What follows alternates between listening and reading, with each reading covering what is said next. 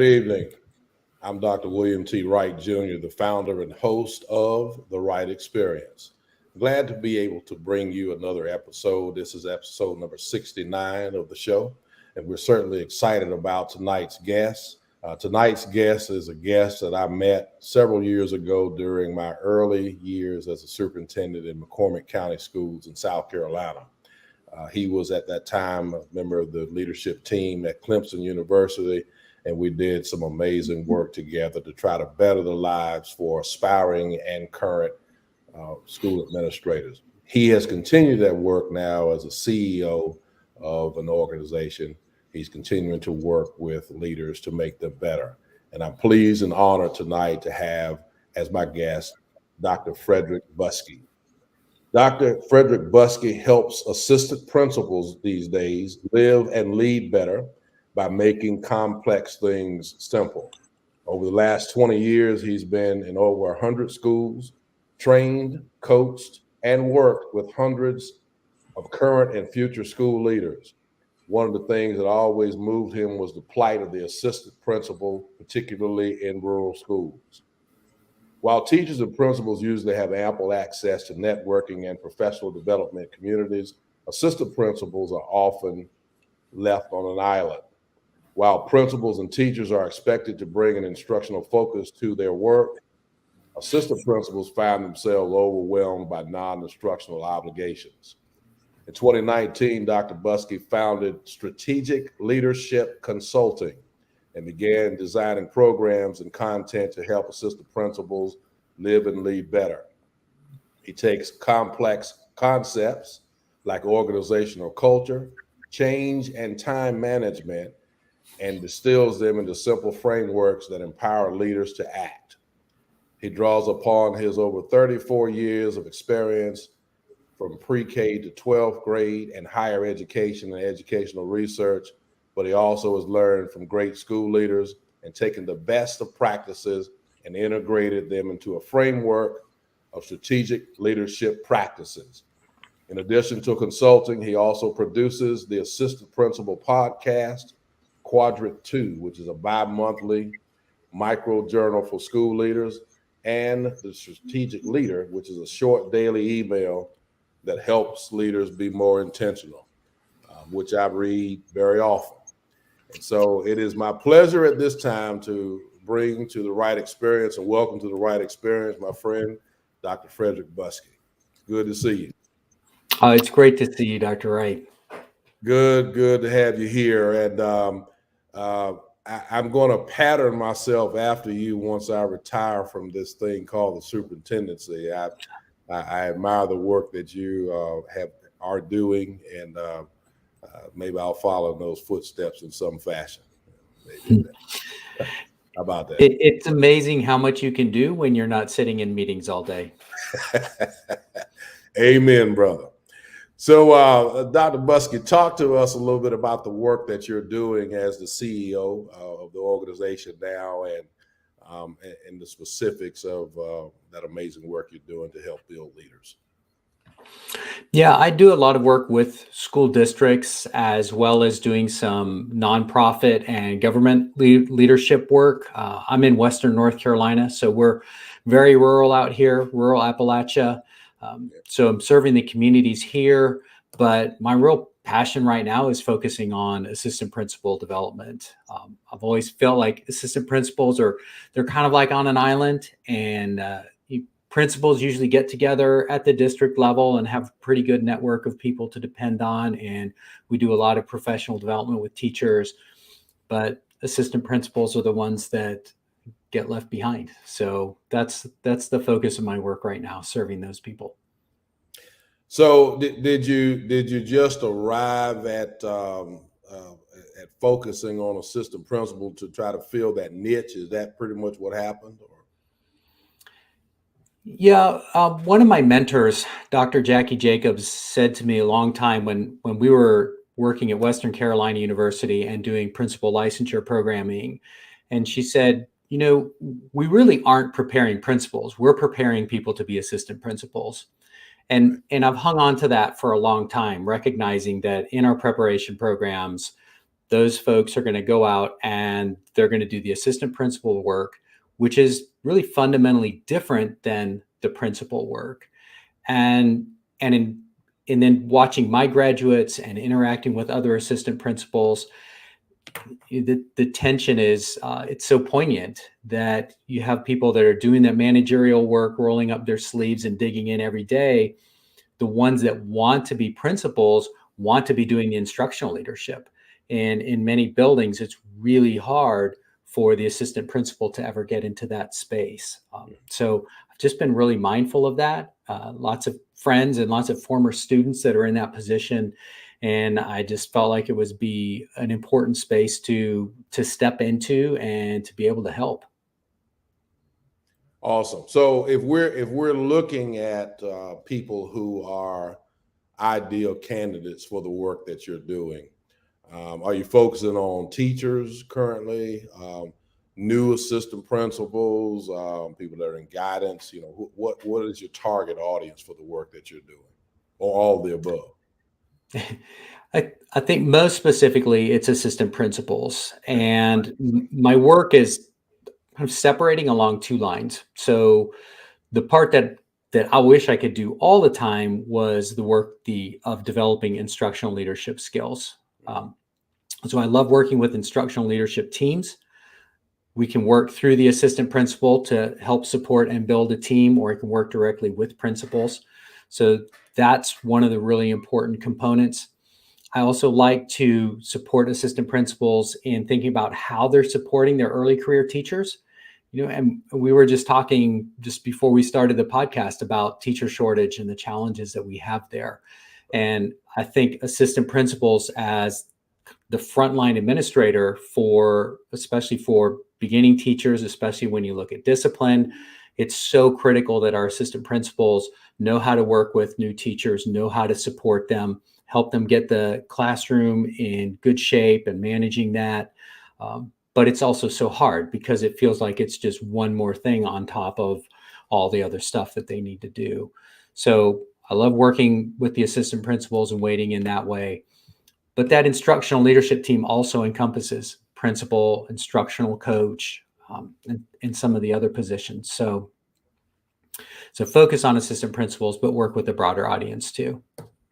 So where in what areas have you served? You know, I know you're based in Western North Carolina now.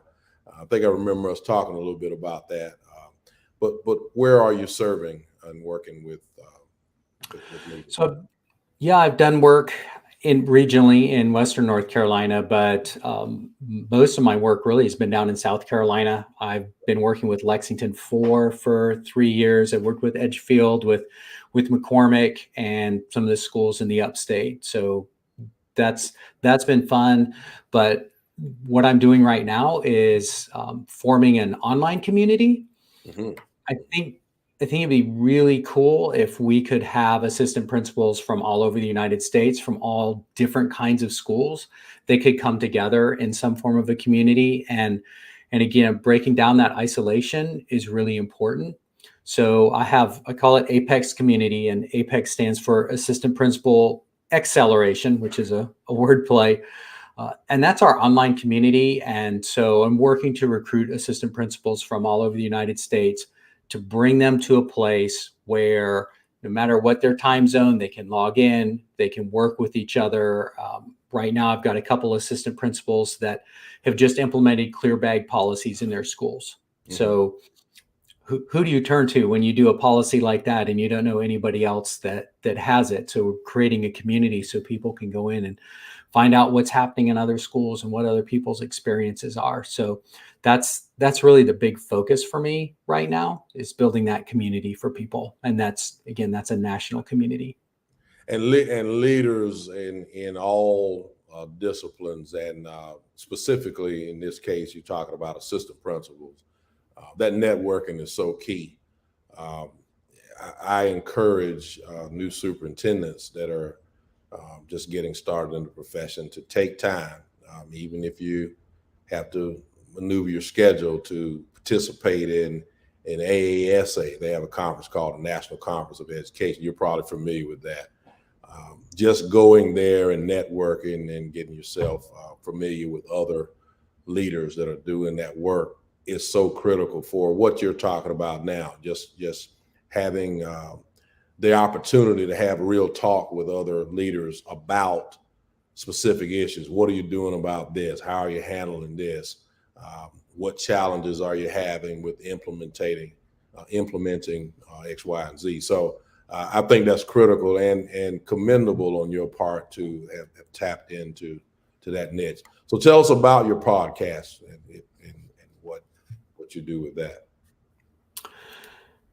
So the podcast, there are 3 parts of the podcast. I love to have guests on, and I've been really fortunate to be able to bring on some inspiring people. Sure. And I always want somebody to be able to, I always want listeners to be able to walk away from the podcast with an idea or a tool, something that they feel they can go to school the next day. Sure. And apply and make their lives better. So that's always really important. But I think it's also important to uplift people.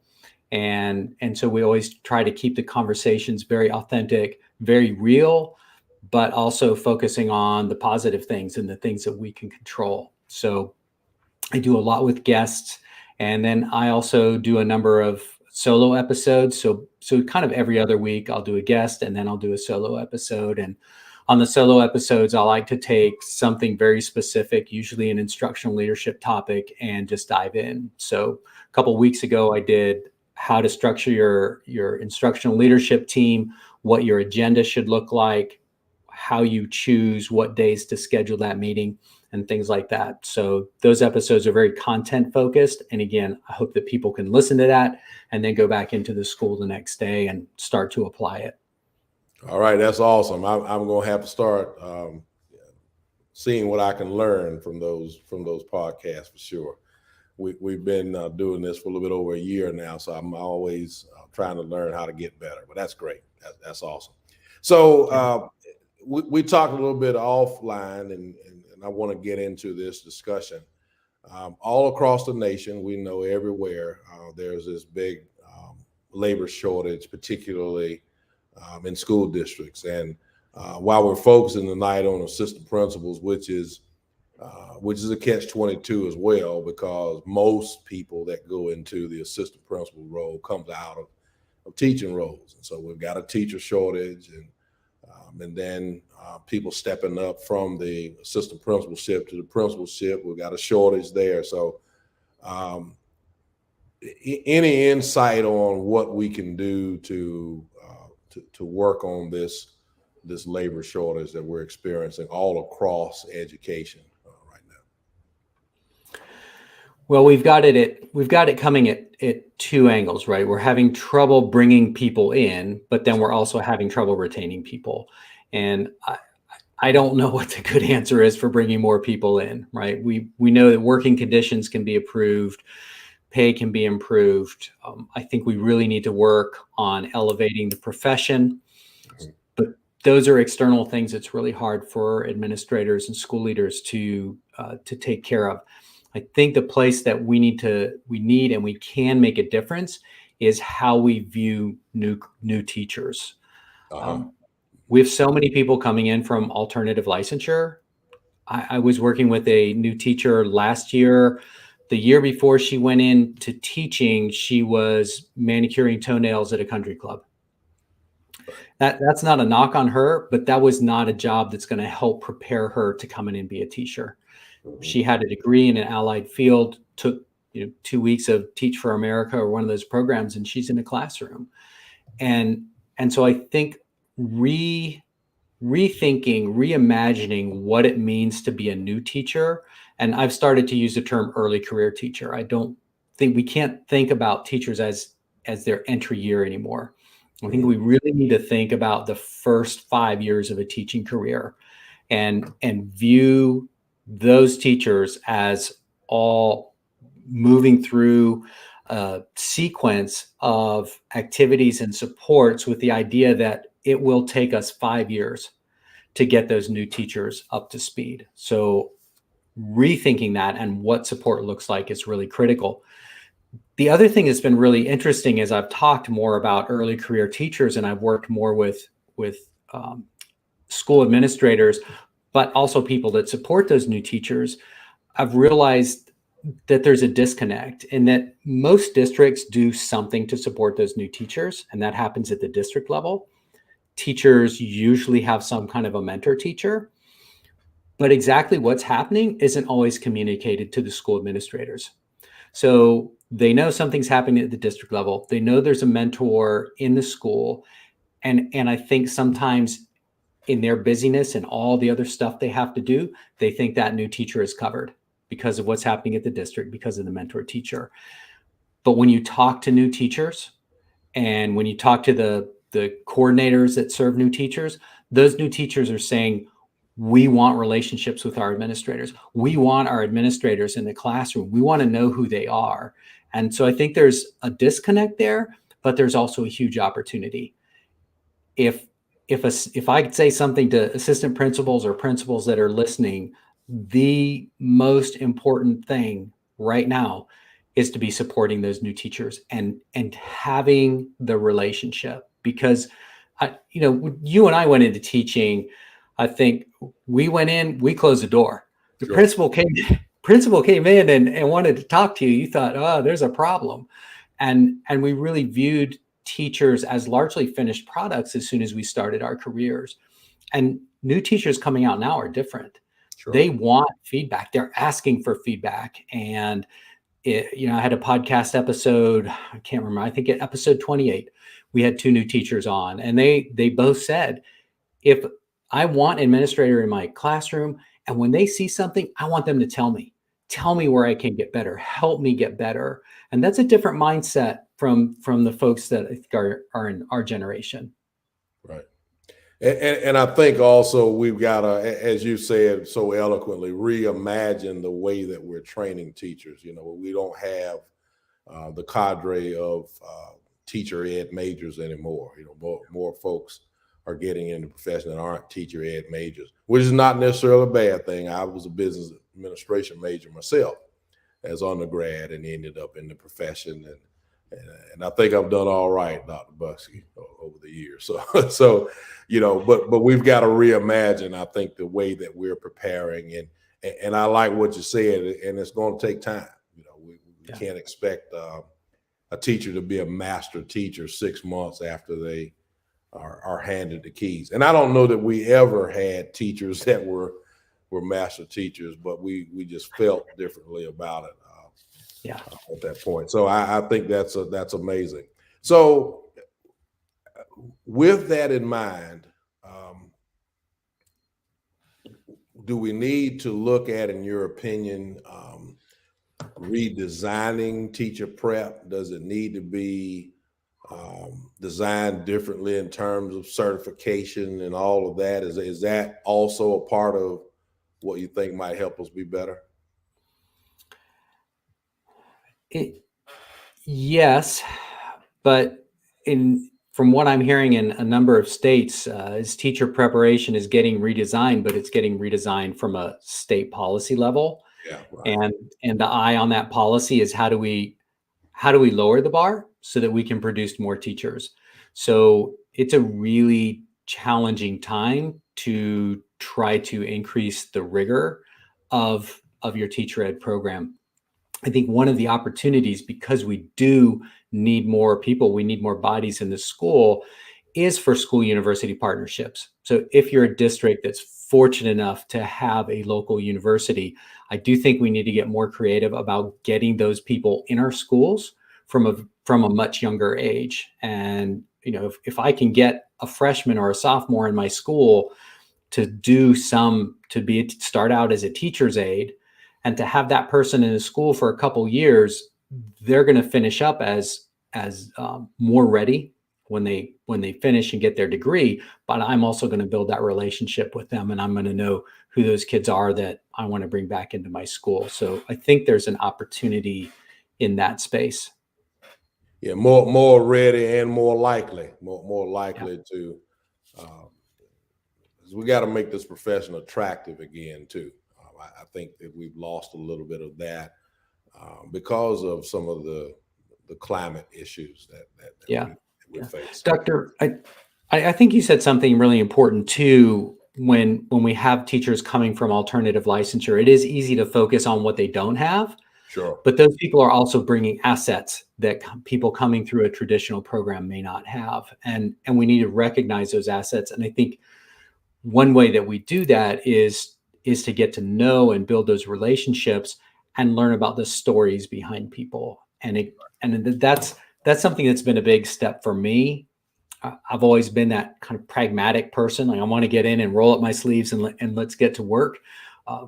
My relationship with you, getting to know you, actually was really helpful in me and helping grow me and just understand how important it is to get to know each other and to learn about each other's stories and to really care about those relationships. And I think the pandemic maybe has also helped us to realize that we can't just have that professional relationship. That professional relationship has to have both components, the work component and the social component, because you can't separate it, right? What's happening with our parents at home or our family, that comes into the school. But I think in building those relationships and learning each other's stories, that gives us the opportunity to build on assets and also then to care for each other and support each other, both socially, but also professionally.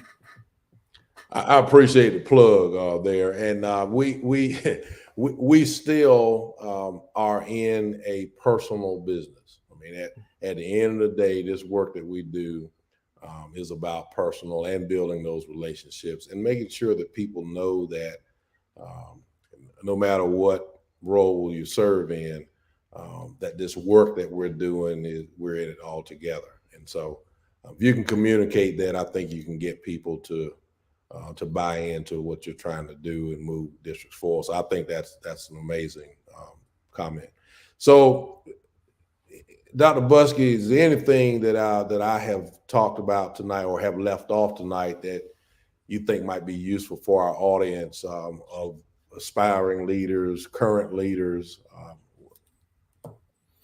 Any advice?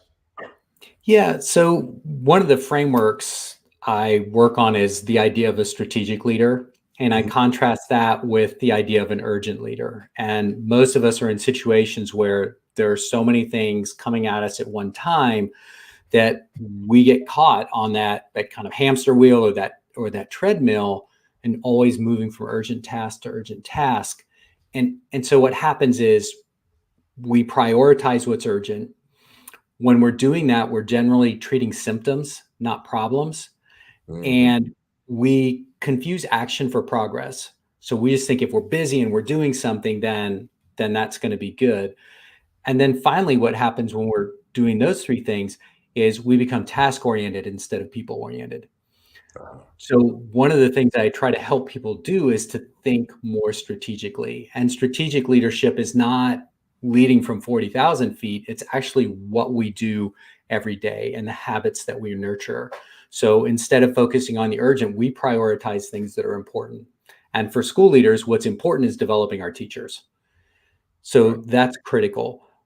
When we encounter issues, we stop and ask what's happening. Why is this happening? Right? Urgent leaders focus on what, but strategic leaders focus on why. So we uncover root problems. So we're not treating the same symptoms over and over again. And we look at action. We look at using principles of leverage and making sure that we're really efficient in what we're doing. And I always like to prioritize incremental change over big change.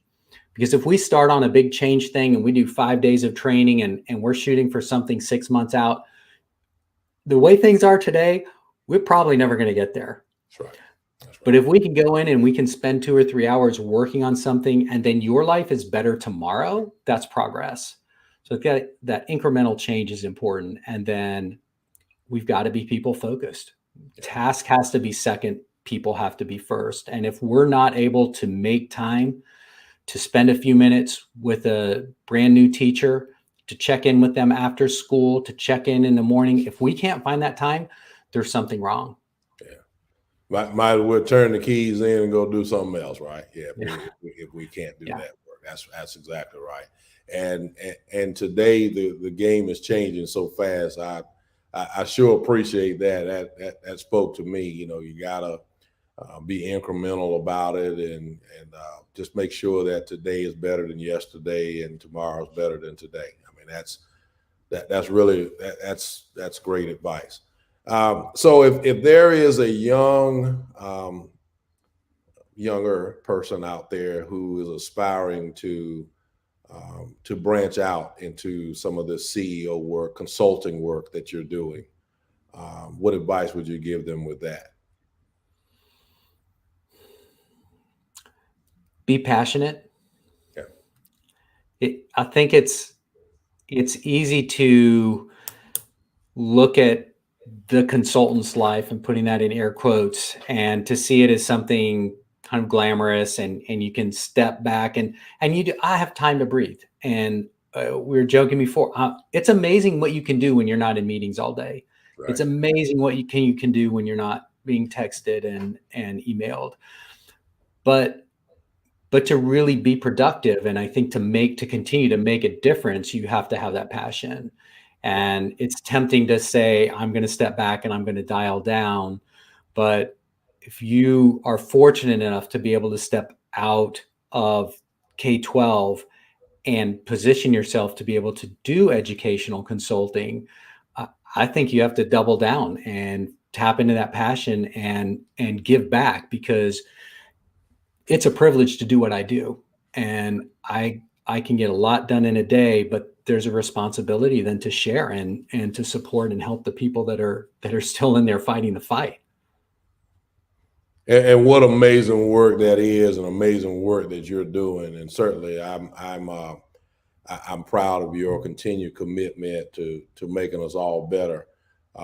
Leaders now, more so than ever before, in my opinion, need unbiased, unconditional support to do the work that they do, because we are challenged with things we've never been challenged with before. So I certainly commend you. I've always respected the work that you've done to try to help us all be better, by challenging us, but also by, as you said earlier, and I agree with that totally, by rolling your sleeves up, actually getting involved to help shoulder the load and help us to get to where we need to be. And so you're certainly to be commended for that. And I'm proud of and admiring of the work that you're doing, continuing to do to help leaders get better.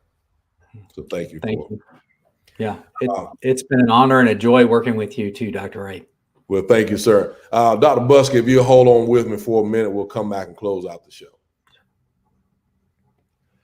My guest in 2 weeks, on the 22nd of September of this month, will be Dr. Randall Gary. Dr. Randall Gary is the superintendent of Spartanburg 5 school district in South Carolina.